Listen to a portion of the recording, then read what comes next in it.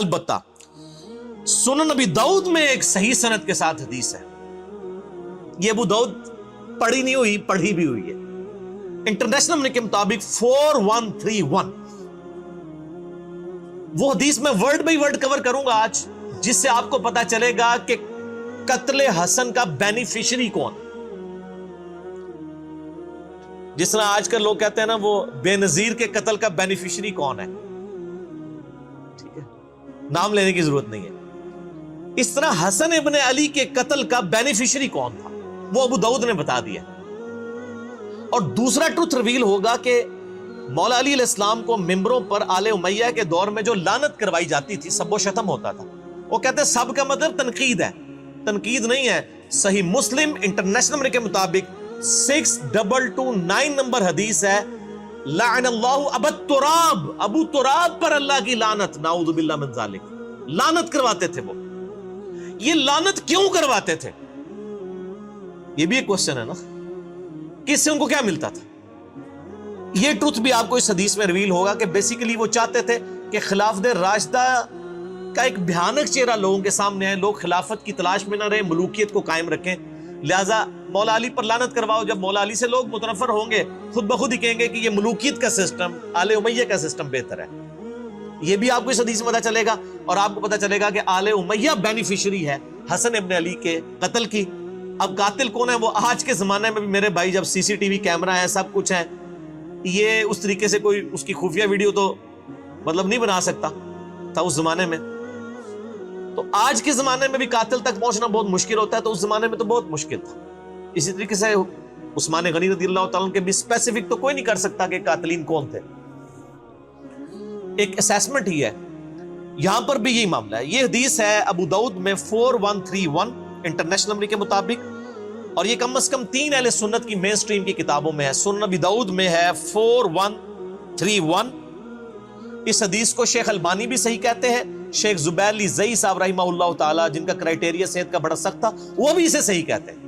اس حدیث پہ بعض ناسبیوں نے جو اعتراض کیا منکرین حدیث نے، میں انشاءاللہ وہ اینڈ پہ ڈسکس کروں گا، کیونکہ وہ عام بندوں کا ٹاپک نہیں ہے، اس لیے میں اس موضوع کی روانگی کو توڑنا نہیں چاہتا۔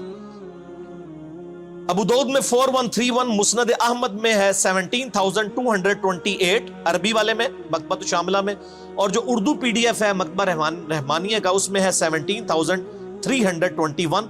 یہ سارے جے پی جیز انشاءاللہ ہم ساتھ اٹیچ کر دیں گے۔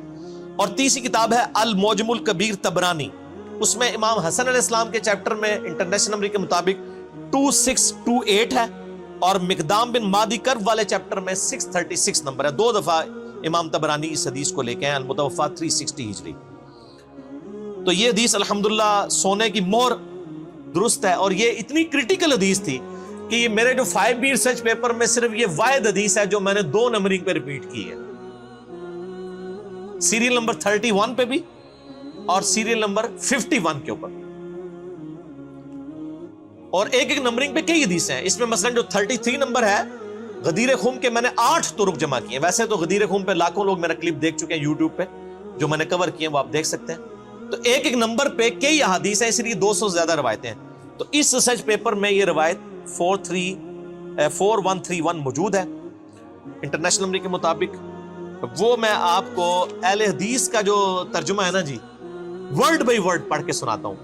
دارالاسلام پبلیکیشن دنیا میں سب سے بڑا اہل حدیث کا، اہل سنت کا یعنی کتابیں چھاپنے والا جو ہے وہ ادارہ ہے۔ یہ دارالاسلام کی عربی پبلیکیشن سامنے رکھی ہوئی ہیں، یہ پڑھی ہوئی نہیں پڑھی ہوئی بھی ہیں، یہ علمی کتابی باتیں ہو رہی ہیں نا۔ تو اسی میں جو ابو داؤد رکھی ہے نا، اس میں ورڈ بائی ورڈ میں آپ کو دارالاسلام نے جو اردو ترجمے کے ساتھ شیخ زبیر صاحب کی تحقیق کے ساتھ چھاپی ہے، 4131 سنن ابی داؤد، ورڈ بائی ورڈ اس حدیث کو سنیں۔ خالد بن معدان تابعی کہتے ہیں کہ مقدام بن مادی کرب صحابی ہیں، بڑے مشہور صحابی ہیں یہ، انہی سے وہ ابو داؤد میں حدیث ہے کہ مجھے اللہ نے قرآن اور اس کی مثل یعنی سنت عطا فرمائی۔ مقدام بن مادی کرب عمر بن اسود اور قبیلہ بنو اسد کا ایک آدمی جو اہل قنسرین میں سے تھا، حضرت معاویہ ابن ابی سفیان رضی اللہ تعالیٰ عنہ کے پاس آئے جب وہ شام کے اندر یعنی بادشاہ تھے۔ معاویہ نے مقدام سے کہا کیا تمہیں معلوم ہے کہ حسن ابن علی وفات پا گئے ہیں؟ تو مقدام رضی اللہ تعالیٰ عنہ نے فوراً پڑھا انا للہ و انا الیہ راجعون. کسی مسلمان کی موت پہ کیا پڑھنا چاہیے جی؟ اب یہ پڑھنا ایک صحابی کا کیا یہ جرم تھا؟ جب انہوں نے یہ پڑھا تو ابو داؤد نے کیا لکھا؟ فقال لہ فلان، تو ایک آدمی نے، ایک مرد نے، فلاں شخص نے اس کے جواب میں کہا. اب یہ فلاں کون ہے؟ وہ حضرت معاویہ خود تھے، کیونکہ مسند احمد میں موجود ہے معاویہ نے مقدام سے کہا. ابو داؤد کی عادت ہے کہ وہ جب کسی صحابی کا غلط کام آ رہا ہو نا تو اس کو فلاں کر جاتے ہیں. ابو داؤد کے اندر کئی مثالیں میں نے اس پمفلٹ میں لکھی ہیں. جب فلاں شخص فلاں کو ملنے کوفے آیا تو علی پر لعنت کروائی. وہ سنن نسائی الکبریٰ کے اندر ہے کہ جب معاویہ ابن ابی سفیان مغیرہ ابن شعبہ کو ملنے کے لیے کوفہ آئے تو حضرت علی پہ لعنت کروائی. تو ابو داؤد نے فلاں فلاں کر دیا. میرا یوٹیوب پہ کلپ لاکھوں لوگ دیکھ چکے ہیں. سنی اور شیعہ کی کتابوں میں حق چھپانے کی مثالیں. یہی کام ناج البلاغہ میں جب مولا علی کا خطبہ حضرت عمر کے بارے میں آیا تو شیعہ نے بھی وہاں پہ وہ فلاں شخص پہ اللہ کی رحمت ہو، اس نے دین کے لیے یہ خدمات کی. یہ کام شیعہ نے بھی پایا تو کام سنیہ نے بھی پایا. ٹھیک ہے نا جی؟ تو جدو کوئی کام پائے تو اس کام نو صرف اسی کاٹ سکنے ہیں. اللہ دے فضل ہے. یہ میں کوئی تکبر کے طور پہ نہیں، میں جسٹ جوک کے طور پہ بول رہا ہوتا ہوں، کیونکہ نہ میں وہابی نہ میں بابی، میں ہوں مسلم علمی کتابی. تو حضرت معاویہ نے کہا، مسند احمد میں بھی اور المعجم الکبیر طبرانی میں بھی موجود ہے جو میں نے نمبر بتایا ہے، کہ حضرت معاویہ نے یہ کہا کہ اے مقدام، کیا تم حسن کے مرنے کو مصیبت سمجھتے ہو؟ انا للہ و انا الیہ راجعون. میں نے کہا تھا نا آپ کو پتا چلے گا قاتل کون ہے یہ تو ہم نہیں کہتے، لیکن بینیفیشری کون ہے، خوشی کسے ہوئی حسن کے مرنے پر؟ آل امیہ کو. انہوں نے کہا، اب مقدام بن مادی کرب کو بڑا غصہ آیا. انہوں نے کہا میں حسن کی وفات کو مصیبت کیوں نہ سمجھوں جبکہ رسول اللہ صلی اللہ علیہ وآلہ وسلم نے ان کو اپنی گود میں بٹھایا ہوا تھا اور فرما رہے تھے حسن مجھ سے ہے اور حسین علی سے ہے. یعنی مقدام بن مادی کرب کہتے ہیں میں نے نبی علیہ السلام کو خود دیکھا ہے کہ اپنے زانوں پہ ایک طرف حسن ابن علی کو بٹھایا ہے، دوسری طرف حسین ابن علی کو، اور کہہ رہے ہیں حسن مجھ سے ہے حسین علی سے ہے. اور یار جس نے نبی کو اتنی محبت کرتے ہوئے دیکھا ہو تو سر پھر اس شخص کی وفات کے اوپر اس کو پھر غم تو ہوگا نا. تو وہ حضرت معاویہ کو جواب دے رہے ہیں کہ میں کیوں نہ مصیبت سمجھوں جب نبی علیہ السلام اتنی محبت ان سے کرتے تھے. اور بخاری کے تو الفاظ میں نے بتایا نا، ابن عمر کے صحیح بخاری 3753، حسن و حسین دنیا میں میرے دو پھول ہیں. ٹھیک. ہائے ہائے ہائے. اب وہ جو اسدی شخص مقدام بن مادی کرب کے ساتھ گیا ہوا تھا نا حضرت معاویہ کو ملنے میں، آپ کو پتہ ہے شاہ سے زیادہ شاہ کے وفادار ہوتے ہیں چمچے. وہ چمچا تھا. اس نے دیکھا کہ جب معاویہ ہی توہین کر رہے ہیں حضرت حسن ابن علی کی، یہ بات کہہ کے کہ حسن کا مرنا کوئی مصیبت ہے، انہوں نے کہا میں بھی بیچ اپنا تھوڑا لچ تال دیا. تو اس نے کہا فقال الاسدی جمرۃ اتبہ اللہ، حسن تو ایک آگ کا کوئلہ تھا جسے اللہ نے بجھا دیا. انا للہ و انا الیہ راجعون. اللہ کی لعنت ہو ایسے لوگوں پر جو اہل بیت کے ساتھ بغض رکھنے والے تھے. صحیح مسلم میں حدیث ہے، علی سے محبت نہیں رکھے گا مگر مومن، علی سے بغض نہیں رکھے گا مگر منافق. صحیح مسلم 240. اور یہ آپ دیکھ لیں سیدنا علی کی اولاد کے ساتھ غدیر خم پہ جو نبی علیہ السلام نے کہا تھا میں اہل بیت کے معاملے میں تمہیں اللہ کا خوف دلاتا ہوں، 6225 سے 6228 تک صحیح مسلم میں وہ اہل بیت سے مراد مولا علی اور ان کی اولاد لی تھی، کیونکہ سنن نسائی الکبریٰ میں مسند احمد میں آگے الفاظ ہے غدیر خم کی حدیث کے کہ مولا علی کا ہاتھ پکڑ کے نبی علیہ السلام نے صحابہ کے دوران یعنی غدیر خم پہ بلند کر کے کہا من کنت مولا فہذا علی مولا، جس کا مولا میں اس کا مولا علی، جس کا جگری یار میں اس کا جگری یار علی، جس کا آقا میں اس کا آقا علی. اور پھر کہا اے اللہ علی جو علی سے محبت رکھے تو بھی اس سے محبت رکھ، جو علی سے بغض رکھے تو بھی اس سے بغض رکھ. کیونکہ علی کی اولاد نہیں ذبح ہونا تھا نا. یہاں پہ بھی آپ دیکھ لیں وہ اسدی کہتا ہے کہ حسن تو آگ کا ایک انگارہ تھا، ایک کوئلہ تھا داغتا ہوا جس کو اللہ نے بجھا دیا. یہ اس جملے کے اندر پوری قیامت ہے. آپ استغفر اللہ پڑھ رہے ہیں نا, اس ایک جملے کو اگر کھولیں نا تو میں گھنٹوں بول سکتا ہوں. یہ کسی کے لیے یہ جملہ کیوں بولا جاتا ہے کہ فلاں شخص دہتا ہوا انگارہ ہے؟ پرانے زمانے میں جب آپ نے آگ روشن کرنی ہوتی تھی تو دوسرے گھروں سے آپ کوئلہ لے کے آتے تھے. کوئلے کے اندر ہلکی سی آگ چل رہی ہوتی ہے, وہ آگ لا کے جب آپ لکڑیوں میں رکھتے ہیں تو لکڑیاں بھڑک اٹھتی ہیں. یہ لکڑیوں کو بھڑکانے والی چیز جو ہوتی ہے وہ ہوتا ہے دہتا ہوا کوئلہ. حسن کو اس نے دہتا ہوا کوئلہ کیوں کہا؟ چونکہ حضرت معاویہ نے صلح کی ہوئی تھی حسن ابن علی کے ساتھ کچھ شرائط کے اوپر. ان شرائط میں سے صرف ایک ہی شرط پوری کی تھی کہ جو مال غنیمت جو قرآن حکیم میں سورۃ الانفال میں آیا کہ اہل بیت کو 5واں حصہ ملے گا بیت المال میں سے, چونکہ ان پہ زکات نہیں لگتی, وہ دیتے تھے. باقی جو 4 شرائط تھی, نمبر 1 حضرت معاویہ رضی اللہ تعالیٰ عنہ خلفائے راشدین کے طریقے کے مطابق حکومت چلائیں گے, کوئی نہیں پوری کی. نمبر 2 حضرت علی کے ساتھیوں نے جو ہتھیار ڈال دیے ہیں صلح حسن کے بعد, وہ ان کے ساتھ ظلم و ستم نہیں ہوگا. آپ یہ میرا پمفلٹ پڑھیں, میں آج اس ڈیٹیل میں نہیں جانا چاہتا, وہ سب کچھ موجود ہے ان کے ساتھ کیا کچھ ہوا, بخاری مسلم سے میں نے ثابت کیا. نمبر 3 ممبروں کے اوپر جو سب و شتم کا سلسلہ جاری ہے حسن ابن علی کے والد علی ابن ابی طالب پہ, وہ ختم کروایا جائے. وہ چلتا رہا, صحیح مسلم میں ہے 6229 نمبر حدیث. مولا علی پہ لعنت کے الفاظ کے ساتھ لعنت کی جاتی تھی آل مروان کی طرف سے. اسی طریقے سے حضرت معاویہ اپنے بعد امت کو شورا پہ چھوڑیں گے, اپنے بیٹے کو نامزد نہیں کریں گے. لیکن وہ بھی آپ بخاری اٹھا کے 4827 نمبر حدیث 4827 دیکھ لیں, صحابہ نے مخالفت کی, انہوں نے زبردستی کیا. ٹھیک ہے, تو کوئی ایک شرط بھی نہیں مانی سوائے ایک مال غنیمت والا معاملہ. تو یہ سارے شرائط تھی. اب یہ شرائط جب کوئی بندہ پورا نہ کر رہا ہو تو جس سے صلح ہوئی ہو اس سے ڈر تو لگا رہتا ہے نا کہ کہیں یہ بھی اپنا صبر کا پیمانہ اس کا لبریز ہو اور یہ دوبارہ سے خلافت کے لیے کوئی تحریک اٹھا دے. جو جب تحریک اٹھائے گا تو تحریک اٹھانے والا جو شخص ہے وہ ایک دہتا ہوا کوئلہ ہوگا جس سے آگ بھڑک سکتی ہے, خلافت راشدہ دوبارہ سے چڑھ سکتی ہے. اب آپ کو اس جملے کی گہرائی پتہ چلی. حسن ایک دہتا ہوا کوئلہ تھا جسے اللہ نے بجھا دیا. انہوں نے کہا شکر ہے ختم ہوا ہے, انہوں سے اپنی مرضی نال کام ٹور کے رکھاں گے. سمجھ آئیے آپ کو؟ اب یہ جب گفتگو ہو رہی ہو کسی صحابی کے سامنے, یہ کسی وہابی کے آگے نہیں ہو رہی تھی, یہ صحابی کے آگے بات ہو رہی تھی, نہ کسی بابی کے آگے ہو رہی تھی. بابی بابوں کا دفاع کرتے ہیں, وہابی اپنے وہ بادشاہوں کا دفاع کرتے ہیں. یہ صحابی تھا مقدام بن مادی کرب. اس نے کہا کہ پہلے معاویہ نے یہ بات کی رضی اللہ تعالیٰ عنہ کہ حسن کا مرنا کوئی مصیبت ہے. اب اس کے چمچے نے آگے سے یہ بات کر دی ہے کہ حسن تو ایک آگ کا انگارہ تھا, اسے بجھا دیا اللہ نے. ہائے ہائے ہائے.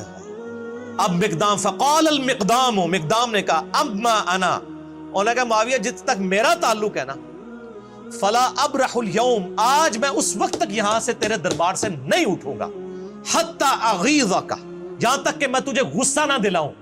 یعنی تو نے مجھے تکلیف دی ہے نا حضرت حسن ابن علی کے بارے میں کامنٹس کر کے نیگیٹو, میں تجھے ایسی باتیں کروں گا کہ تجھے غصہ دلاؤں.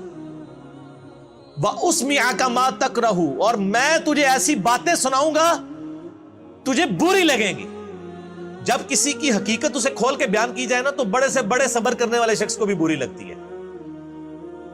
پھر کہا اے معاویہ اگر میں سچ کہوں تو میری تصدیق کر دینا, اور اگر میں غلط کہوں تو تردید کر دینا. معاویہ نے کہا ایسا ہی کروں گا. مقدام نے کہا میں تمہیں اللہ کی قسم دے کر کہتا ہوں, کیا تم جانتے ہو کہ رسول اللہ صلی اللہ علیہ وآلہ وسلم نے سونا پہننے سے منع فرمایا؟ حضرت معاویہ نے کہا ہاں ہمیں بھی پتا ہے مرد کے لیے سونا حرام ہے. مقدام نے پھر کہا معاویہ تمہیں اللہ کی قسم دے کر کہتا ہوں, کیا تمہیں خبر ہے کہ رسول اللہ صلی اللہ علیہ وسلم نے مرد کے لیے ریشم پہننے سے روکا ہے؟ انہوں نے کہا ہاں. حضرت مقدام نے کہا میں تمہیں اللہ کی قسم دے کر تیسری بات پوچھتا ہوں, کیا تم جانتے ہو کہ رسول اللہ صلی اللہ علیہ وآلہ وسلم نے درندوں کی کھالیں پہننے اور درندوں پر سواری کرنے, یعنی شیر کی کھال پہننا یہ تکبر کی علامت ہے, اس سے منع فرمایا؟ حضرت معاویہ نے کہا ہاں. مقدام نے کہا اللہ کی قسم میں نے یہ سب کچھ تمہارے گھر میں ہوتے ہوئے دیکھا ہے اے معاویہ. یعنی تم مانتے بھی ہو کہ سونا مرد کے لیے حرام ہے، ریشم مرد کے لیے حرام ہے، درندوں کی کھالیں پہننا حرام ہے، یہ تینوں حرام کام جو تم خود جانتے ہو تمہارے گھر میں ہوتے ہیں۔ اب میں نہیں کہتا کہ حضرت معاویہ نے سونے کے کڑے یا وہ کوئی لاکٹ پہنا ہوا تھا، میرا اس نے ظن ہے کہ ان کے بال بچے ہی کرتے ہوں گے، گھر میں ظاہر ہے کہ میرے آپ کے بچے تو نہیں تھے نا، ان کے ہی ہوں گے، ہم اس نے ظن رکھتے ہیں کہ وہ خود نہیں کرتے تھے۔ اب یہ بات کرنے کے بعد تو آپ تو کہتے ہیں جی امام حنیفہ کا قول دکھاتے ہیں، آگے حدیث دکھاتے ہیں، لوگ کو رجوع ہی نہیں کرتے، کہتے ہیں حدیث کو ہم نے چھوڑنا ہے۔ اب یہاں پہ نبی علیہ السلام کی حدیث ان کو پتہ ہے، حضرت معاویہ سے کہا جا رہا ہے کہ آپ توبہ کریں۔ اب کیا ہوا؟ مقدام نے کہا اللہ کی قسم یہ سب کچھ آپ کے گھر میں ہوتا ہے اے معاویہ۔ اس پر معاویہ نے کہا اے مقدام مجھے معلوم تھا کہ میں تجھ سے ہرگز بچ نہیں سکوں، یعنی میری کمزوریاں تجھے پتہ ہیں۔ حالانکہ ہونا چاہیے تھا اے معاویہ، اے مقدام میں تمہیں گواہ کر کے کہتا ہوں آج تک جو کچھ مجھ سے ہوا میں اللہ سے توبہ کرتا ہوں، اللہ تعالیٰ یہ گناہ معاف کرے، آئندہ میں اپنی اصلاح کروں گا۔ کیونکہ آپ تو ہمیں یہی بتاتے ہیں نا کہ جب صحیح حدیث مل جائے تو وہی آپ کا مذہب ہونا چاہیے۔ آپ کہتے ہیں جی امام حنیفہ کے سامنے حدیثیں آتی تھی وہ پیچھے نہیں ہٹتے تھے، تو یہ امام حنیفہ سے بہت پہلے ہی معاملہ جو ہے وہ بگڑا ہوا ہے۔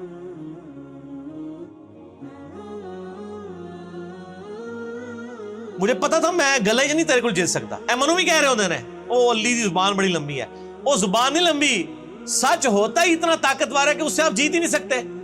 یہ تھوڑے بزرگ بابے بھی یہی کہتے سن کہ میں گلے تھوڑے کو نہیں جیت سکتا، انشاءاللہ تسی بھی نہیں جیت سکو گے کیونکہ بات ہی سچی ہے۔ آپ دیکھ لینا اے مقدام مجھے معلوم تھا کہ میں تجھ سے ہرگز نہیں بچ سکوں۔ خالد بن معدان نے بیان کیا کہ پھر حضرت معاویہ رضی اللہ تعالیٰ نے مقدام کے لیے اس قدر انعام کا حکم دیا، انہوں نے کہا جی بیت المال میں سے لا کے ذرا مال دو۔ بادشاہ آپ کو پتا ہے نا وہ جب کسی کو خوش کرنا چاہتے تھے تو مال دیتے تھے، تو مقدام بن مادی کرب کو انہوں نے کہا اس کو انعام دو اور ان کے دوسرے ساتھیوں کو بھی دو۔ چنانچہ حضرت مقدام کو جب مال دیا گیا تو انہوں نے اپنے ساتھیوں میں وہیں تقسیم کر دیا۔ حضرت معاویہ نے گفٹ دیا، انہوں نے تحفہ سنت کے مطابق قبول کر لیا، لیکن وہ آج کل مولویوں کی سنت نہیں سی کہ لے کے بوجھ پا لیندے۔ نبی علیہ السلام کو بھی جو گفٹ آتے تھے آپ قبول کرتے تھے، صحابہ میں ہی بانٹ دیتے تھے۔ تو مقدام بن مادی کرب کو جتنی رقم حضرت معاویہ نے اس وقت دی بیت المال میں سے، انہوں نے لے کے ادھر ہی غریبوں میں تقسیم کر دی۔ سچا بندہ جو ہے اس کو کسی کی پرواہ نہیں ہوتی ہے، وہ بینیفیشری نہیں ہوتا کسی کا، اس کی روٹی روزی دین کے ساتھ نہیں جڑی ہوتی ہے۔ چنانچہ مقدام نے اپنے ساتھیوں میں سے تقسیم کر دیا، مگر اس اسدی نے جو کچھ وصول کیا وہ کسی کو کچھ نہ دیا۔ اور جنہیں کیا سی نا حسن آگ کا انگارہ ہے، اس کا کریکٹر بھی نقل کر دیا امام داؤد نے، اس نے کسی کو کوئی چیز نہیں دی۔ ٹھیک ہو گیا، وہ ظاہر ہو گیا ہی مال لینڈ سی۔ بعد میں جب حضرت معاویہ کو یہ خبر پہنچی کہ مقدام نے سب کچھ اللہ کی راہ میں خیرات کر دیا، تو حضرت معاویہ نے کہا مقدام کھلے ہاتھ کے سخی آدمی ہے اور اسدی اپنے مال کی خوب حفاظت کرنے والا ہے۔ یعنی حضرت معاویہ کو جب بتایا گیا نا کہ انہوں نے باہر نکلتے ہی آپ کے لوگوں میں ہی مال تقسیم کر دیا، تو حضرت معاویہ نے بھی تعریف کی حضرت مقدام بن مادی کرب کی، ان کو گستاخ صحابہ اور رافضی نہیں کہا مقدام کو، ان کا یار گل تو صحیح کی تھی انہیں، تو اسی بھی مان جاؤ میں گلا صحیح کرنا بھائی، ناراض نہ ہویا کرو۔ اچھا اس کی شرح جو ہے دارالاسلام نے لکھی ہے بھائی، میں نے نہیں لکھی، اور دارالاسلام میں بھی شیخ زبیر صاحب نے نہیں لکھی ہے۔ شیخ زبیر صاحب نے صرف حدیثوں پہ صحت کا حکم لگایا، جو شرح ہے وہ دوسرے علماء نے لکھی ہے، اور صلاح الدین یوسف صاحب نے بھی اس کے اوپر یعنی کہ تقریض لگائی ہوئی ہے۔ اس کی شرح میں لکھتے ہیں، اب دیکھیں دارالاسلام ورڈ بائی ورڈ آپ شرح سنیں۔ صحابہ کرام حق بات کہنے میں بڑے جرری تھے، حضرت مقدام رضی اللہ تعالیٰ عنہ کو حضرت معاویہ رضی اللہ تعالیٰ عنہ کی عمارت سے کوئی خوف نہ آیا اور بے دھڑک حق بات کہہ دی۔